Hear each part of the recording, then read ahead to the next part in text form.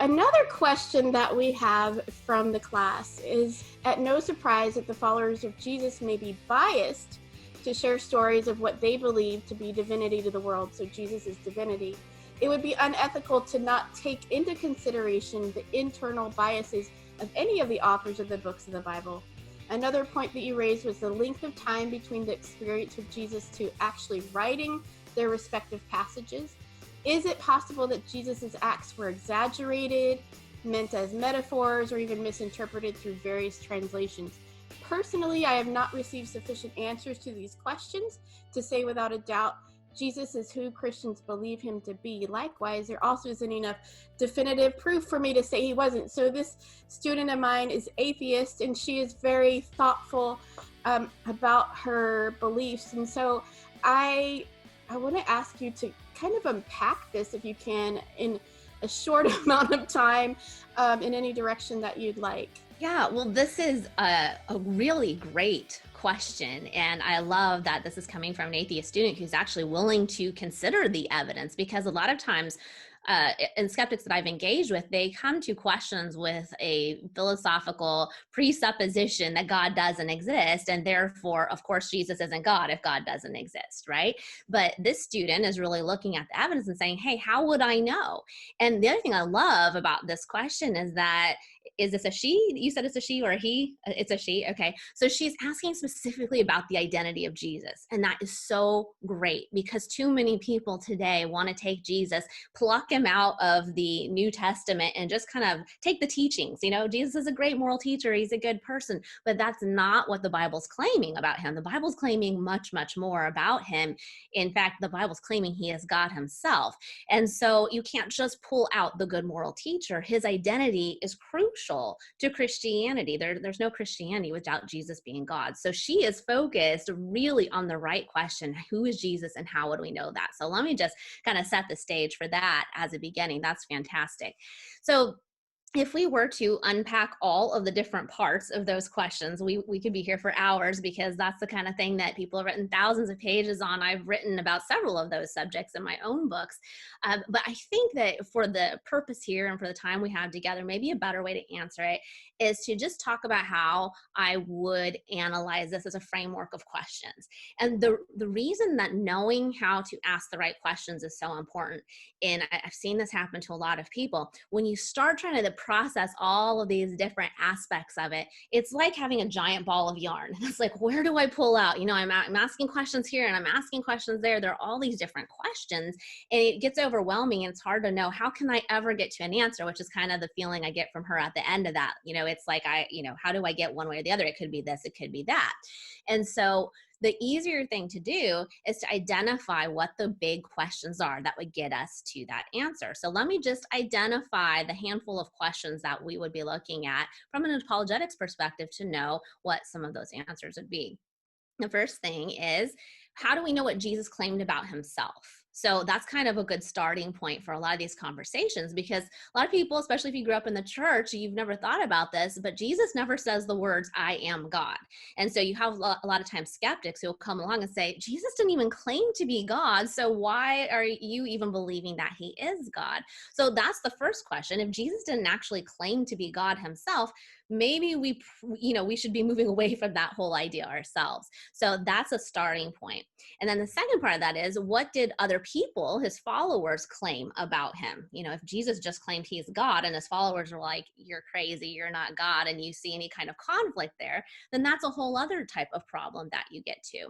So when we're looking at those two questions, what did Jesus claim about himself and what did other people around him claim? Those two questions are discussed in detail in a book that I would recommend to a seriously seeking person called Putting Jesus in His Place. And it's all about how the Bible shows that indeed Jesus did claim to be God, even if we don't have those three words, I am God, through his actions and through the other things that he said. And it shows how other people saw him as God too, through the honor that they gave him, for example, in how they worshiped him or prayed to him. And those ancient Jewish people, they would not have worshiped anyone other than God himself. So it's a very helpful book that explains how these claims can be be seen in the Bible. So those are the first two parts. What did Jesus claim about himself? What did other people claim about him? These are two different questions that we need to answer.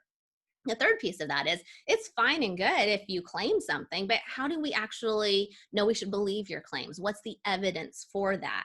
And so that's where we really get into miracles. And how do we look at the miracle claims of the Bible? Jesus obviously, people believed that he did miracles. Whether or not he did them is another question. But all these questions about miracles, are miracles possible? And did he actually do them? Those are actually questions that I handle in my newest book, and talking with your kids about Jesus. There are some introductory chapters there that someone might want to take a look at. But that's the miracle question. And ultimately, the biggest miracle, the most important miracle for all of Christianity, is the resurrection. And so there's been much written about the evidence historically around the resurrection itself. And so I would encourage, when someone's looking at the miracle question, to look at the historical evidence for the resurrection, which is also in that book that I just said, but also lots of other books like The Case for Christ cover that. So that gets us to those three pieces. But then the person who asked this question was also asking about, well, what about, how do we know about the reliability of those authors? I think she said something about the bias, for example. So that's the next level of questions. How do we even know that what these authors wrote down about the things Jesus claimed and about the things that people around him claimed and the miracles, how do we know we should trust those people? And so that's another level of claim. And a book that I recommend this to everyone, and it really gets into this question, is called Cold Case Christianity. It's written by a man who has become a good friend of mine because he wrote the foreword on my first book. His name is J. Warner Wallace, and he is a former atheist. He is a cold case homicide detective, and he became a Christian after investigating the Gospels from a detective's perspective. And so he explains how, as a detective, he looks, and everyone's biased. Everyone has a bias. You're going to be biased if you know something's true to want people to know the truth. So it's not an argument for or against something just because there's bias. And so he makes this case really well as a detective. And two last parts, and now our question's getting a little long here, but I hope that it's helpful for people to kind of hear how we're teasing out these different questions. The two last parts would be, once we have talked about the reliability of the people who wrote these, how do we know that the copies of what they wrote have gotten to us in the right way, right? What if everything was all fine and good, but then as it got copied over time, people changed it, they added a little miracle here or there, that kind of thing. So that's called textual criticism. There's a whole field where people study all the copies of the manuscripts over time, and they trace it back to see how can we figure out what those original manuscripts would have said. And so there's a lot that's been written about that as well. And J. Warner Wallace in Cold Case Christianity also talks about that. So you can also get information in that book. And then finally, I think she mentioned the word translation too.